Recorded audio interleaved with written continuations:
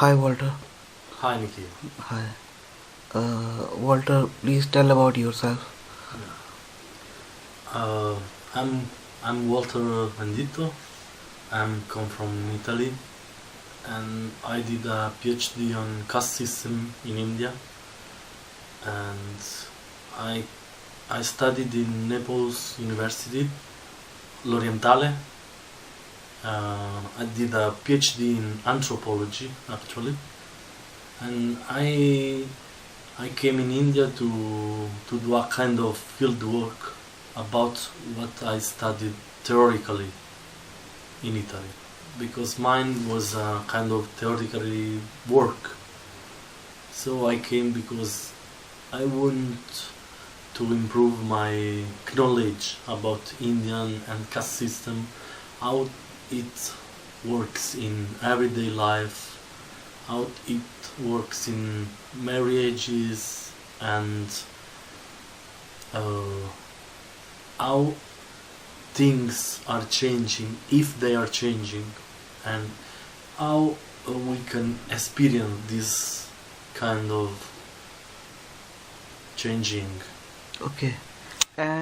Walter, when did you first heard about this thing? Yeah. About the casteism in India in your life? Well, the first time I was studying for my thesis, my first thesis, and I was studying rituals, and I met the caste system in Mary Douglas book, Purity and Danger, and after I was researching, and I found a nice paper of Veena Das.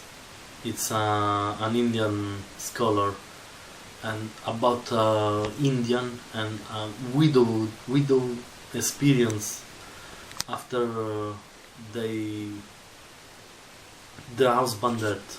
The experience of this widow about her life, how they treat she, how was difficult for she to have a new life, and so this thing was related to caste system. And I start to feel I don't know, to feel interesting in caste system. So I finished my first degree, and I had a PhD. So I choose caste system in India to learn more. Okay. Please share that you shared about me about the Pasolini's movie and Rossellini, that incident. Please share that about the Pasolini, the great filmmaker from Italy. He came to India. About Rossellini And Pasolini. and Pasolini. Yeah. Rossellini and Pasolini were two filmmakers, and both went in India. Rossellini went in India in, I think, 1959, and Nehru called him to make a movie about Indian modernization in India. They did a movie that is called Matra Buri, yeah, if I am not wrong, and he did also a kind of TV documentary about India, and the movie is a lot about modernization, how India was doing well. It's a kind of romantic appeal to the world, to show how India was changing, how India was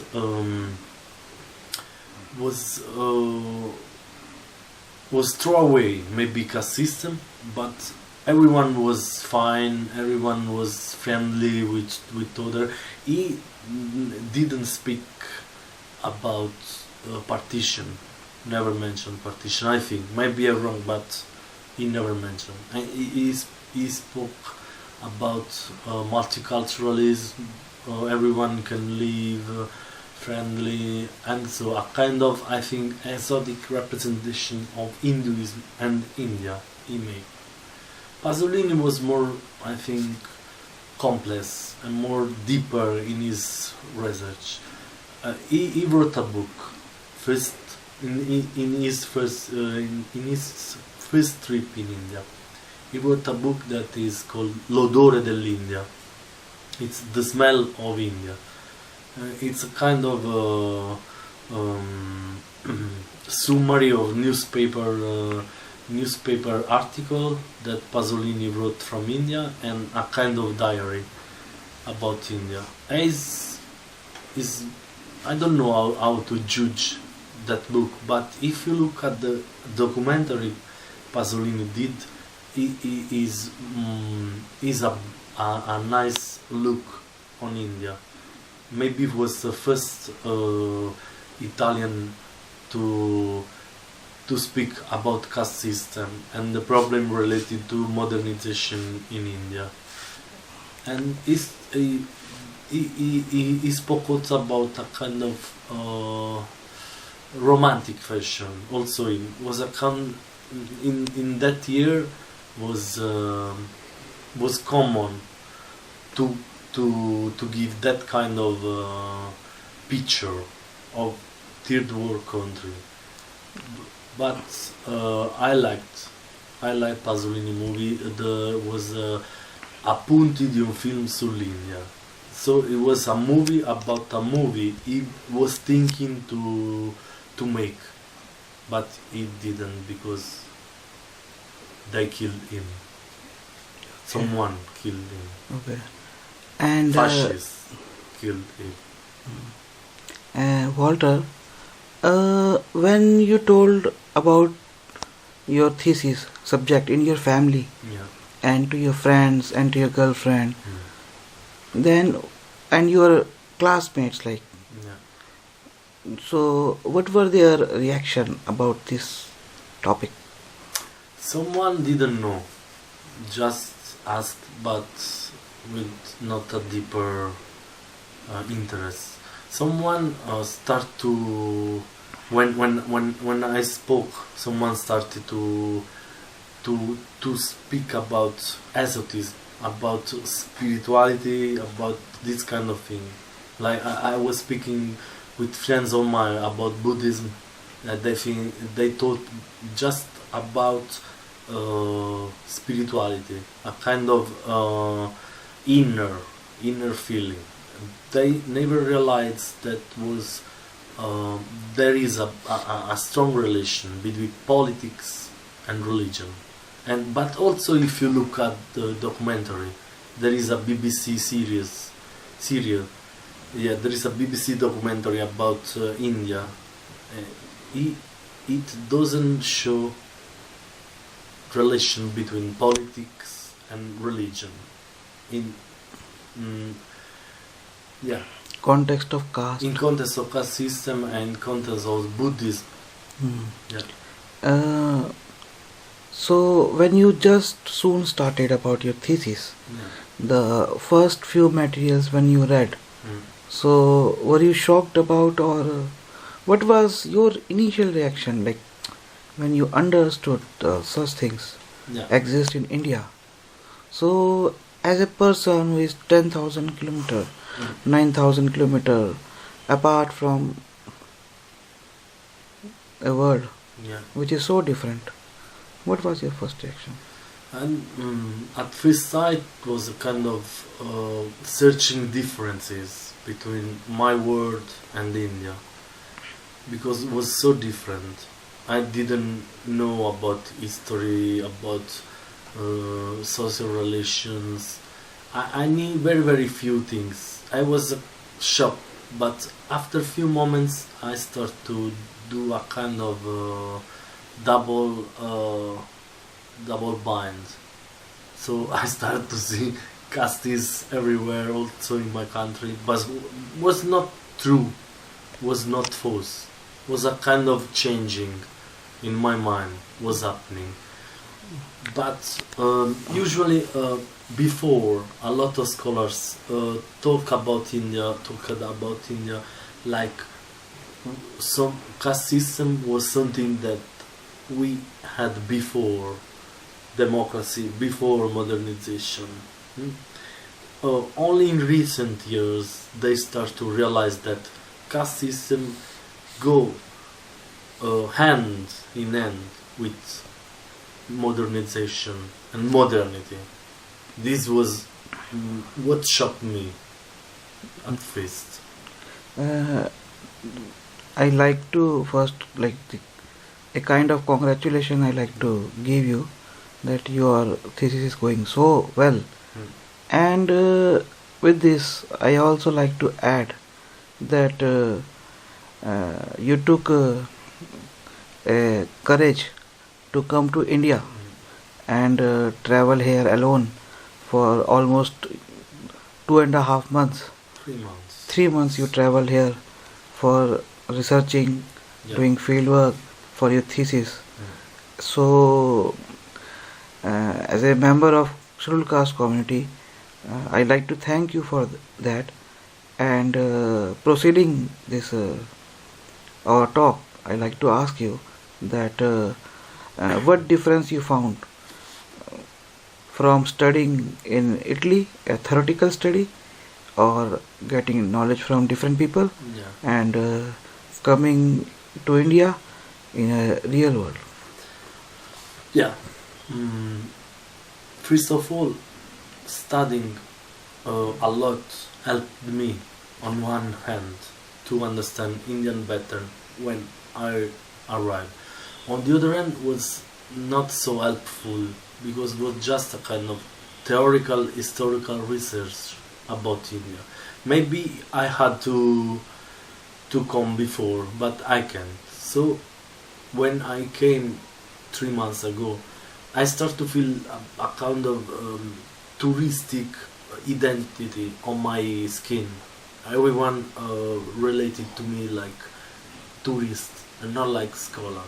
I, I couldn't feel my my field work doing well, but after I start to use this kind of touristic skin to make research. Hmm? But after was also kind of fear about India. I don't know. I fear India at the beginning. But you traveled across India. Yeah. But after I start to I went to a small temple in Karnataka. It's Subramania temple because they do a kind of ritual that is called Urulu Seve, and people roll on the floor of the temple like a kind of to have something for the god. They asked to find a good partner for marriage. They ask to maybe some of them say that they have a skin disease, so they go to Subramania to care this kind of skin disease. And in that place I felt like out of words because I was the only foreigner in that place, and someone laughed at me, someone looked at me like, oh, what are you doing here? But it was a good experience to do, to see how India, how touristic route is. It was a kind of No, but I am trying to ask that how did you manage to learn about the different aspects of casteism? yeah, Because India is a vast country. yeah. It has different languages. This So, is, what kind of methods you used to but study? before, No, after coming to India, uh, because India is such a vast yeah, country, but you know, different languages, many lot of problems. yeah, many times. But what kind of instruments you used as a researcher, as a field worker? Yeah, just asking questions to people. Questionnaires. Questionnaire, yes, but you know, mm, many times I was not able to interact with people. First of all, because the languages. I don't speak Hindi. I don't speak other languages. but also when they speak English, they were not so happy to speak But about caste system. one thing I like to add here, like psychology says that 70% of our communication is verbal, non-verbal communication. So it hardly matter what one says. We also understand through reactions and human emotions. Yeah. So that thing, like when you ask people about their caste, Yeah, they close their speech sometimes. Sometimes they lie. hmm, Or sometimes the answer was other things. A lot of them didn't like to speak about caste system. so why you think that after your research that why they don't like to talk about? Because it's the most important things, the most important aspect of Indian. Indian is a strange word. Wait, maybe we can use it. Indian identity is the frame on which Indian identity is built. Maybe so they don't feel comfortable because as many scholars say it's strange to have castes and to belong to the modern world. So many people try to hide them this kind of identity. Yeah, I think so. So it's better don't talk about Okay, this problem. you must have read about datas, Mm, and datas are published by different agencies. mm, After coming to India, mm. what data says that there is a large number of scheduled caste people No. in poverty, Mm. in exploitation. So, did you find that thing in reality here? Like, I found a little bit different because there are so many poor people. But I know that poverty rate is around 70%. So poverty is a phenomenon. It's it, it, it, it comes across caste boundaries. I mean. so do you think that caste is responsible? Yeah. The caste discrimination is. Yeah. Caste is because caste is about a minority that lives on a majority, Mhm. exploiting a majority, and this kind of structure is it reproduced in every layer of society. Caste system. Also in scheduled caste, you can find caste, and this is what maybe the most important thing I realized in India. That caste is not just about Varna, it's about Jati. So it is not just about scheduled castes and scheduled tribes and OBC. It's also in this kind of government categories. There are castes, and they don't like to speak about. Only few people, like my friend Nikhil, is very clear about this. And what about the relationship Mm. you found between Hinduism Yeah. and caste, Islam and caste, Christianity and caste, Sikhism and caste? Yeah. There are castes everywhere. So on one end is caste is related to Hinduism, but on the other hand, if we have caste in Christianity, if you have caste in Islam, if you have a caste in Sikhism or Sikhism. is also more a kind of social reality than a religious one. Maybe it's more about today. It's more about economy than religion. But there is a a deep relation between religion and economy, I think. What relationship you found between Hinduism Yeah. and casteism? Ritual also. Rituals relations.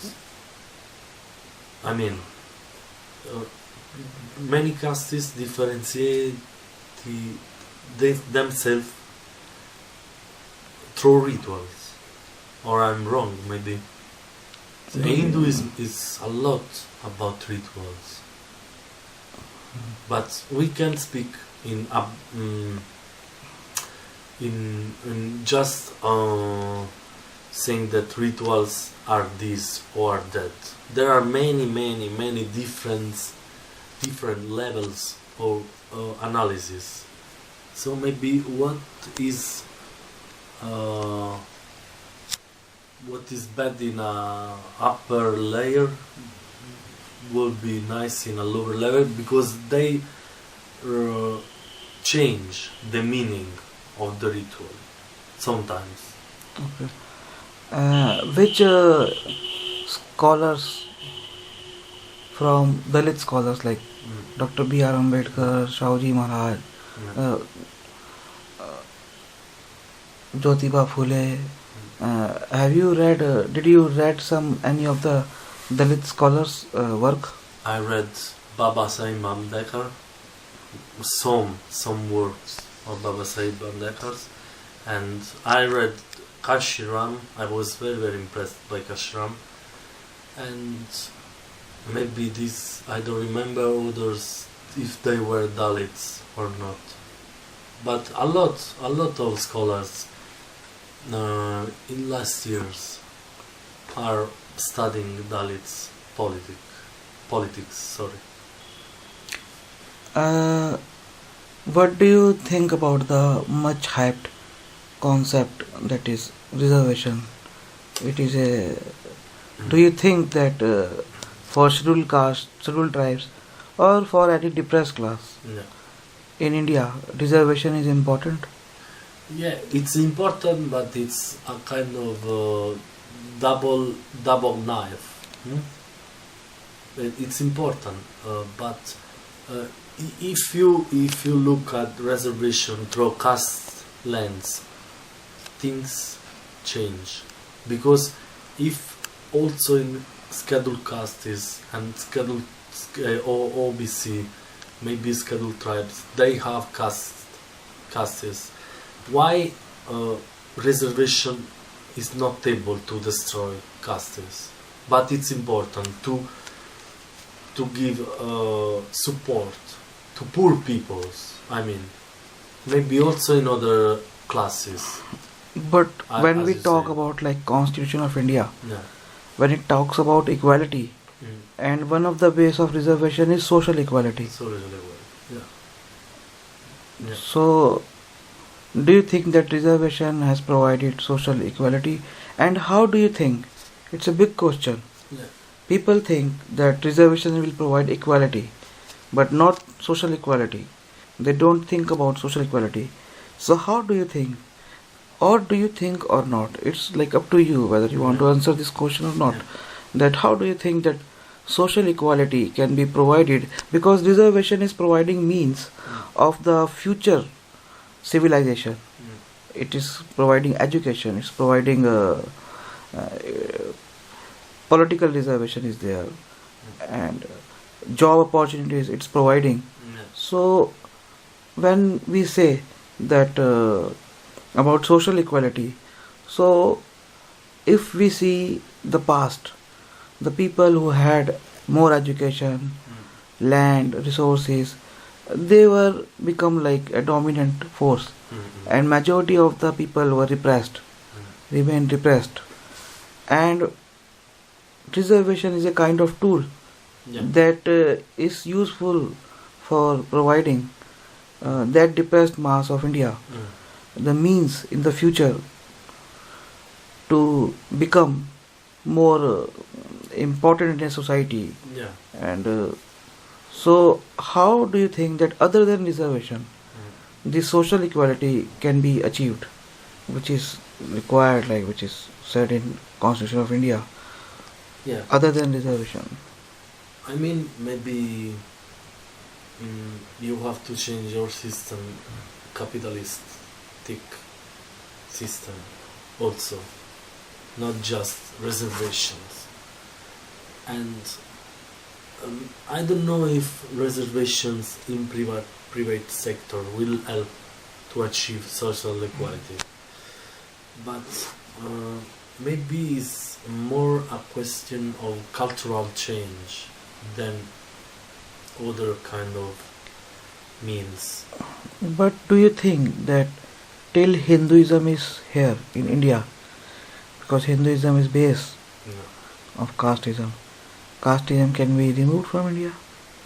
Because you see, people in India here till now, they are even the people who are working in NASA, even the people who are working in World Bank, They have castes. they do believe in their caste, that they are high caste. Yeah.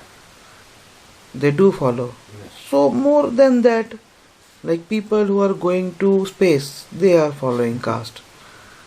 So what do you think, that will this caste will become part of some new territory in the space from India?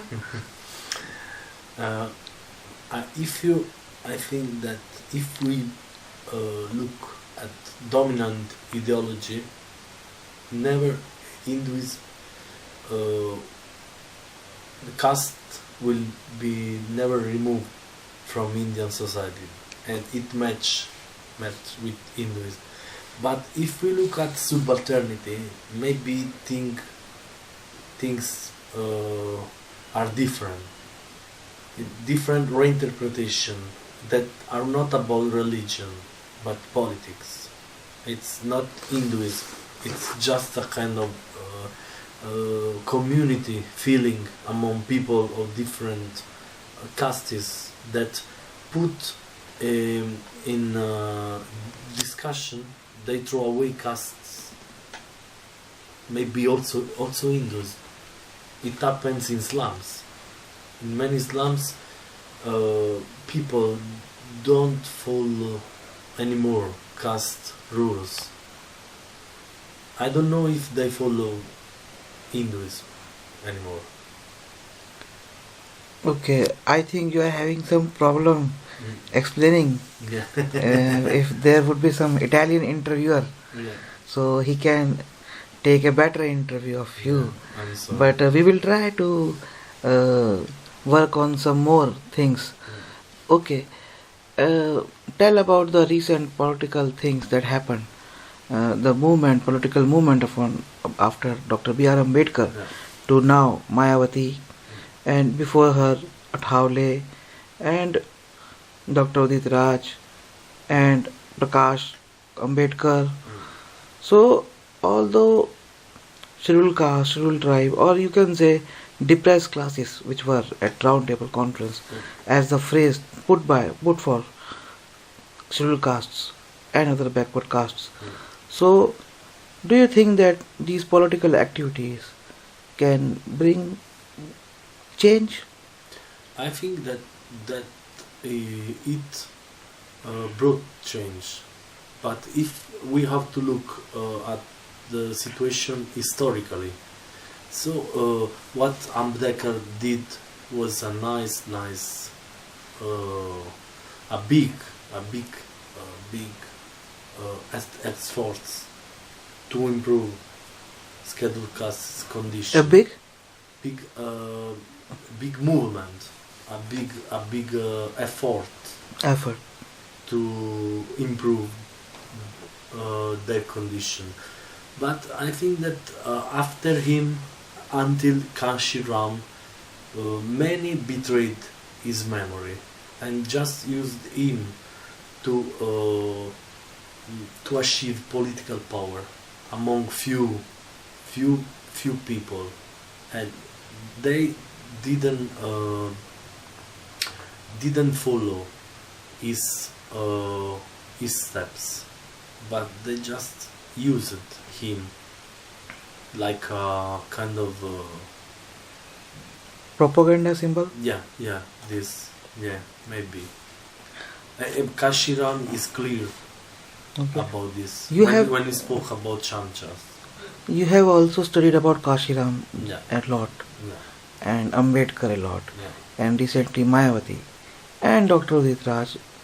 Dr. You Ivan are Rep, you are on contact with these. You are in direct contact with Dr. Udit Raj, and you are also contact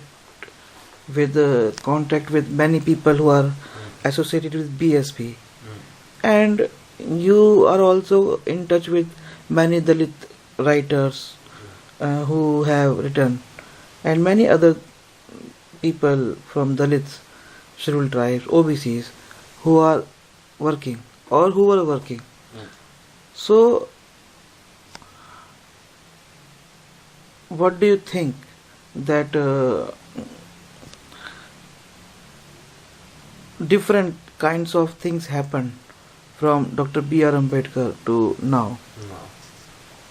Yeah. I mean, from Ambedkar to Kashiram. A history of the movement. Yeah. But at the beginning was a social movement. Also Kashiram started with a social movement. And people were so proud and so happy to join him, because he went village through village by bicycle, talking with people, listening people, and a kind of face-to-face relation. But after it disappeared, this kind of political movement changed and became a kind of big political movement where few people have power, and a lot of people hope to change their life condition, to achieve social equality. But it's difficult if the power is in few hands. I think Yeah, right. this is You are the- very right. Power should be well distributed. Also, we have to look at how India changed. So, how do you think that how this change can be brought? That you said about subaltern Yeah. means like movements, and apart from that, like in Delhi, you have seen Yeah. different parts of Delhi. This is the capital of India, and here you have seen the equations of different castes. So, seeing this, your theory and all your activities you did research. So, what do you think that, because you said about capitalism, Yeah. you said about political movements, but the change is not. It's not about. See, you are saying, but many people are trying. We will not say only politicians. Many people try. Many people. But many people. why you think that? Why the change haven't been brought as it was much desired? No, but many people change. Many people, history is hidden from political history. When I mean, me too.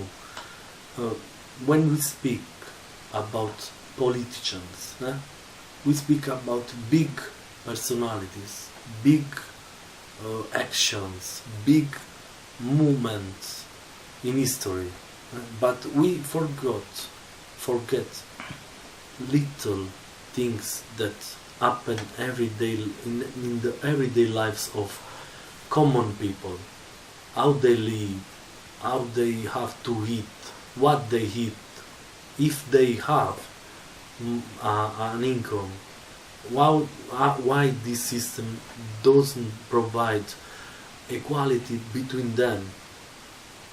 When we speak about politics, we reach a side, because we can see how change comes, how Mayawati changed politics, how she jumped in politics and give empowerment to Dalits.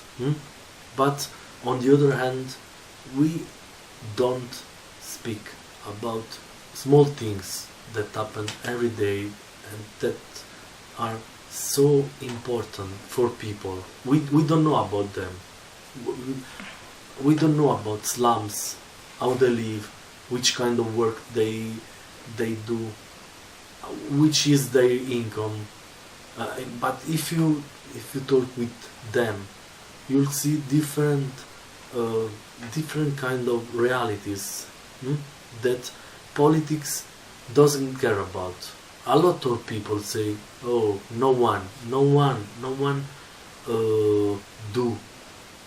does something for us. We are alone. We have to provide ourselves, our means, and it's difficult. They haven't water. Sometimes water comes 1 hour, 2 hour, 3 hours. Sometimes water is dirty. Sometimes they work for a few rupees a day." But when we talk about poverty, you had been to slums, and you found that there is a one particular caste. There is again a caste structure in slum. That scheduled castes are more in number. Vaishyas are almost absent. Brahmins are very rare, and Kshatriyas are nowhere. So, is it on why poverty is only for more for lower scheduled caste? Lower castes. It's poverty is for lower castes. Why do you think so? That what is the reason behind that? Because caste system works dividing a minority that have means and money and power and social status, and a majority that have to work to provide them these things. This is what I think. But so there are lower castes, many. They are the Baujan. But how you see capitalism as a means to achieve the equality, where in capitalistic countries inequalities are becoming more and more deeper. So how you think it can remove casteism? Maybe removing capitalism would be a nice answer, but it's difficult to.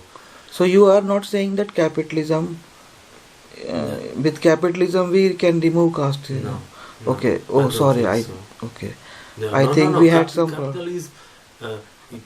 It mesh with caste system. Okay, you mean this to say this is the hidden capitalism? The hidden apartheid. Hidden apartheid. The hidden. Maybe this is the riddle. This is that capitalism meshing with caste system produce more and more disequality, because caste system is like the frame that capitalism took in India. Okay. You have read about Dr. B.R. Ambedkar, and many people are confused that whether he wanted a capitalistic structure or social structure. So can you enlighten us? I think Ambedkar was socialist, almost communist. I think, but many people today use his memory to sorry, I don't find the word, to propagate capitalism. Yeah, right. Also, if we think about the most important subject that suggests me this is about reservation in private sector. What means if you reserve seats to people in multinational company, and they will act like other people? They will I think reservation, if comes in private sector, it will bring a kind of socialism in private sector. Socialism, but if they, so capitalist we are fearful of. This could be, but people mind has to change to do this. I agree with you with this, but it's not sure, because if people act like other, what they that bring will not come. But that there will be no difference. yeah. There will be no difference. We are human beings. Right. Why one people because he's scheduled castes will act better than another people? Why? Maybe if we change our mind, if we change our system of thoughts, our everyday life, we think a lot about things, a lot about achieve cars, home, big homes, big cars, big materialistic things. If we don't change, if also in scheduled castes people follow caste rules, how they could be better than other when they are in a private company? We know that private companies are we know that private companies are more rude than public sector. So why they will act better? This is the question for me. Why? If someone could answer, I will be happy. Okay. What do you think about Mayavati? I don't know much about Mayavati, but and about these statues she has made and other monuments recently that gained lot of pop like. Yeah, but on one hand you can think that statues could inscribe in space a kind of social stigma, so giving Dalits a kind of. But Dr. B.R. Ambedkar never made. Never. Yeah. You studied that town planning in Delhi, that how town planning took place, like changes took place in Delhi. And what do you think about that thing? That in future, because till now in India, most of the resources are in upper caste, in the hands of upper caste. They are still very rich. So what do you think about the future?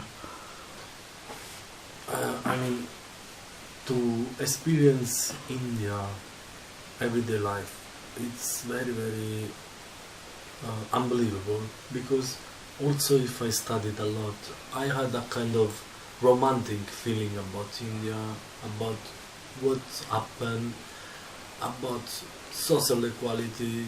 But when